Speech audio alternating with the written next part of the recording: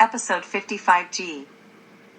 This can be done by passing federal, state, or local government laws allocating funds for PM2.5 monitors, which cost under $300, purple air monitors, for monitors to be handed out to any resident who is a neighbor of a wood burner, who complains of wood smoke pollution from residential wood burning. The hyperlocalized data from a PM2.5 monitor is available 24 hours a day, 7 days a week on online Purple Air Maps and on United States EPA AirNow maps of smoke and fire to the general public and to governmental authorities. Governmental authorities can therefore download overnight and weekend hyperlocalized PM2.5 data during normal governmental working hours. Therefore, residential wood burning can be shut down without having to enter the residence of a wood burner, or to check what has been stated by the OIG to be unreliable certification of wood stoves. Laws should be passed to use PM2.5 data from yards of neighbors of residential wood burners as evidence of hyperlocalized PM2.5 pollution above EPA limits, which are expected to change to 8 micrograms per meter cubed annually and 25 micrograms per meter cubed daily in 2023 after the February 2023 public hearing, which the overwhelming majority of commenters recommended, in order to shut down residential wood burning at the source, the wood burning stove, which causes health and life threatening pollution that affects near neighbors, as well as the wood burners themselves. PM2.5 is the perfect size to infiltrate the human lung, causing a cascade of human health problems. The American Lung Association has stated that there is no safe limit of PM2.5. United States, Utah Physicians for a Healthy Environment. Please comment to the EPA by March 31, 2023. E-type equals email blast content and ED equals V30A6C370B4B6AB3DDD9968Fe1C4. EPA standards are stricter, but still don't reflect the dangers of pollution. Please make a comment today. We need you. The health consequences of PM2.5 are well documented, and the research clearly shows that there is no safe level of air pollution. The current federal standards are way too high, but the EPA is currently reconsidering lowering them. If the standard, especially the 24-hour standard, was lowered, it could force Salt Lake County, and Utah as a whole, to do something about the car pollution that is pushing the current limit, reports a Salt Lake Tribune article. We suggest the EPA make the annual PM2.5 standard 8 UG, and the 24-hour standard 25 UG. Virtual public hearing. Public comments. Docket ID No. EPA HQ OAR 2015-0072 by any of the following means. Federal e-rulemaking portal. Preferred method. Follow the online instructions for submitting comments. Email a-and-r-docket@epa.gov. Include the docket ID No. EPA HQ OAR 2015-0072 in the subject line of the message. Mail. U.S. Environmental Protection Agency, EPA Docket Center, Air and Radiation Docket, Mail, Code 28221T, 1200, Pennsylvania Avenue Northwest, Washington, D.C., 20460.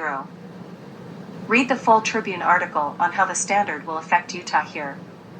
UPHE's Brandy O'Brien spoke at the rally and was quoted in the Daily Utah Chronicle. We have a saying at UPHE, ask your doctor if clean air is right for you. If he says no, you need a new one. Well, that stands for the legislature as well. The science is clear that there is no safe level of air pollution. When we focus our support on a specific policy or idea, we can effectively pressure the powers that be to make the right decisions. Right now, we're asking you to focus your support on tightening the national ambient air quality standards for particulate matter. United States, Vermont. Nick Persumpieri, Burlington, please vote no on question 2 VT Digger. VT Digger. Burning wood emits more carbon dioxide per unit of energy produced than burning fossil fuels. Some authorities, such as the Environmental Rozep View, a Burlington, Vermont, resident recognizes that although wood is not a fossil fuel, wood burning is not carbon neutral. Wood burning produces 450 times the particulates as fossil fuel natural gas burning. Wood burning produces more particulates than fossil fuel coal burning. Excerpts of article facts with Rozep editing for clarity and brevity. Burlington, Vermont, Town Meeting Day Question 2 asks Burlington voters to allow the city to impose a carbon pollution impact fee on new buildings and large, existing commercial and industrial buildings that install fossil fuel rather than renewable heating for the stated purpose of reducing greenhouse gas emissions. It does not disclose that the city defines renewable to include systems fueled by wood. Because these types of renewable heating would not be subject to the fee, imposing a fee on fossil fuel heating would incentivize them. Incentivizing these types of carbon-intensive, polluting renewable heating would adversely impact public health and impair forest biodiversity. Burning wood emits more carbon dioxide per unit of energy produced than burning fossil fuels. Some authorities, such as the Environmental Protection Agency under former President Trump's administrator Scott Pruitt, have declared burning wood carbon neutral. However, the science is clear that burning wood creates a carbon debt relative to burning fossil fuels that can only be repaid over many years as trees regrow. A meta-analysis of 245 studies found a mean payback period of 102 years for roundwood, 74 years for whole trees, 18 years for residues, 14 years for stumps, and 75 years for mixed feedstocks. And this assumes that trees are permitted to regrow. Burning wood is a false climate solution. The fee is designed to improve the economic prospects for the city's plans to capture steam from the wood-burning McNeil plant. In December 2018, Burlington Mayor Weinberger announced his support for a statewide carbon pollution fee, not including wood as a source of carbon. A true carbon impact fee, which doesn't exist yet, would be imposed on all carbon-intensive fuels, including wood. McNeil is the largest stationary source of greenhouse gas emissions in Vermont. It emitted 453,000 tons of carbon dioxide in 2021. McNeil should be closed.